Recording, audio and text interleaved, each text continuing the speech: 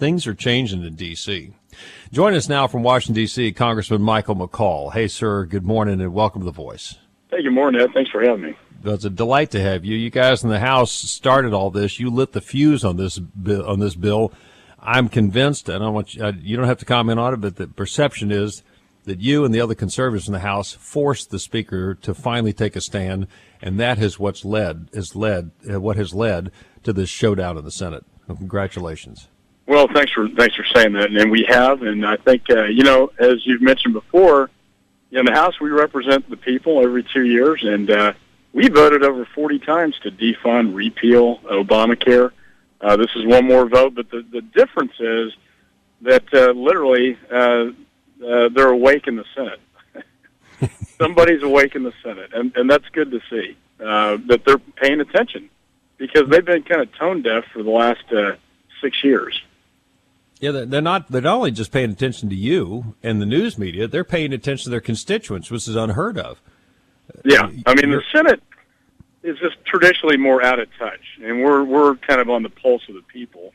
And, it's good to see the kind of the same style that we have in the House being injected into the Senate. I think it's adding some life to it. And these old guys that, that just can't even stay awake now, it's a new day in the Senate, and that's good to see. Yeah, there's a list of Republican senators that have stood up. Inhofe is now on television. I mean, I know in Washington, D.C., your staff has to watch the comings and goings of the House and the Senate, but the American public are actually watching this for a change, which is stunning, and they're beginning to hear the arguments against it. Will that give the Speaker, your Speaker in the House of Representatives, the wherewithal, the principles, and the pressure to stand and continue to fight? Because the Senate's probably going to send something back to you that funds Obamacare, and then you guys got to send something back again. How long will the Senate, will the Speaker stand with you? Well, we'll have a conference when we get back, and we'll have a strategy. But here's what I think, Ed. A lot of people, when I'm back home, which is great to be back in Texas, they ask me, this is great, but what's your end game here? Where's this going to go? And, the way I see it is that, as you mentioned, defunding Obamacare, as much as I love that, and I voted over 40 times, I can't see this president, if that came to his desk, and it won't even get through the Senate, but even if it did, I don't see him signing a bill that would defund his crowning achievement. I just don't. I have to live in reality, and I don't see that happening.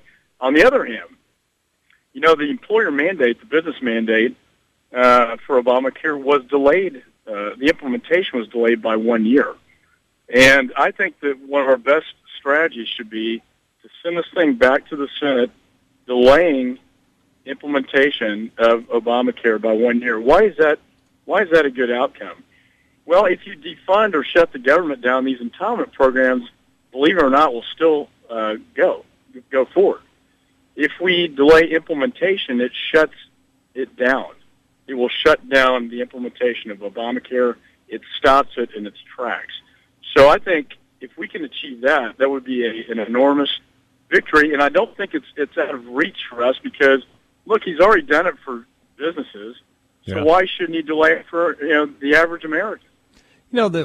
And one of the gag reflexes, Congressman Michael McCaul joins us this morning from Washington, D.C., the 10th District right here in Texas. Michael, what one of the gag reflexes it appears to be, when you looked at this bill, you didn't like it because of what it meant. When I looked at it as a businessman, I didn't like it for what it would do to the business climate, our business, and our employees. What's fascinating is the American people are looking at this, and what appears to gag them on it is that there's exemptions to it. There's subsidies and exemptions. What are the congressional subsidies and exemptions to this, and how did they get in there? Well, I'm glad you asked that because I think one of the most egregious things I've seen is the administration then going back after the law is passed and through their one of their departments declaring that we're all exempt from Obamacare. I mean, this is the height of hypocrisy, arrogance of power that we've seen so many times up there, why people don't believe in Washington. And the idea that we think it's good enough for the American people, but we're going to exempt ourselves, the ruling class, from this law that we want to apply to all Americans. And to that end, Ed, as Senator Vitter did in the Senate, I've already introduced the bill, but I have an amendment to the CR when it comes back to the House. I'm going to present to the Rules Committee to amend this to rescind that exemption so that Obamacare, look, if it's good enough for the American people, it should be good enough for members of Congress. If the president thinks this law is so great, it ought to apply to the President of the United States and his political appointees. Mm-hmm. And if it's good enough for Pelosi, it ought to apply to every member of Congress and their staff. And I remember when there was the director of the IRS was asked before in a committee, and you may have been there, where he was asked in a House committee, are you going to enroll in Obamacare? And he said, my family and I are going to stick with what we've got. We're not going to enroll. We don't want anything to do with this. I want to implement it, want to shove it down your throat. But my wife has told me, honey, don't come home with this thing because it isn't good for me and the kids. That's what has caused the American people to just look at this and shake their heads. It's the simplest of issues brought down to the kitchen table. If the people who wrote it don't want it, why should I have to have it? It is such an easy explanation. I think you guys have really got an opportunity to make a real strong argument in the House. Go ahead, sir. If it's so great of a law, then why shouldn't it apply to the executive branch and the Congress? And that's exactly right. And the problem is it's not so great, and that's why they don't want it to apply to them. Remember the president said two things, that you can keep the health care coverage you got, and your premiums will go down. And what are we finding out? You know what? You can't keep the health care plan that you have. And your premiums, I found on average, our studies show that over $7,000 increase in premiums per family at a time when families can really least afford it. And so this is a really bad law. I'm glad that we're finally getting attention in the Senate to do the same thing that we've been doing in the House time and time again. And I'm hopeful we have the leverage, with this debate over the budget and other items to finally get, this bill, not only the delay of implementation, but remember, Ed, the long-term goal here is to put every Senate Democrat on the line here for their vote that's going to happen this week. And then elections do have consequences. We will not, our ultimate goal here should be to repeal this law and get rid of it once and for all. The only way we can finally accomplish that is to get the Senate back and the White House. And that should be our goal, to repeal it, not just to defund it or delay implementation, but to repeal it once and for all. Well, Congressman Michael McCaul joins us this morning from Washington, D.C. And Congressman, I don't have the privilege of having you as my representative. Culberson, he's a great guy, and Poe's right across the freeway from me, and he kind of keeps an eye on me as a constituent. But I got a number of listeners that are your constituents, and if I could speak for them for a moment, I would ask you to do this. As the constituent, as the representative for my listeners, I would ask you on their behalf to go to leadership, specifically to the Speaker and Eric Cantor, and say, whatever you do, stay on this battle. We have shed blood and treasure to get to this point. Do not pull out of this battle. Don't just have one bill going over there to say defund it and then come back again. The American people are aware that this thing is going to go on all weekend long, and this is our one shot to get it. Stay on the battle. Stay with it. Even if it's uncomfortable, even if Sunday afternoon you're tired and you want to go home too, stay in the battle, because if we don't win it here, we may not win the 2014 election, and we won't be able to repeal this thing in the future. This is the moment. This is the Bunker Hill, the Concord, the Lexington of this revolution.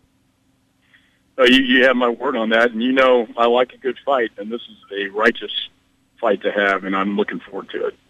All right. Congressman, we appreciate it. And so your perception, I ask one more question if you got a moment. Sure. Is your perception that the leadership has the focus and the principled wherewithal to stay with this battle?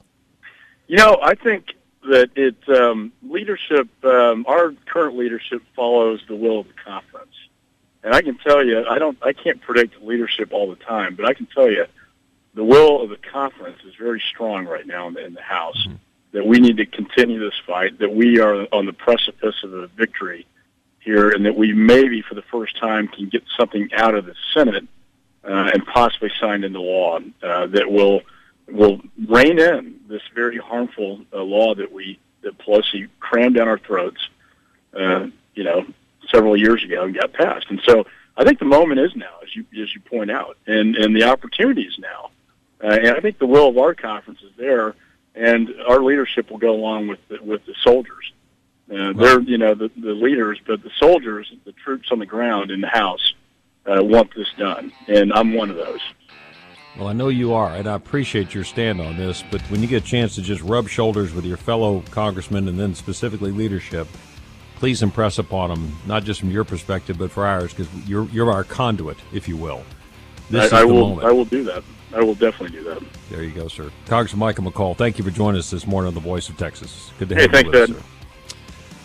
821 on The Voice of Texas, 281-558-5738. We'll get to your phone.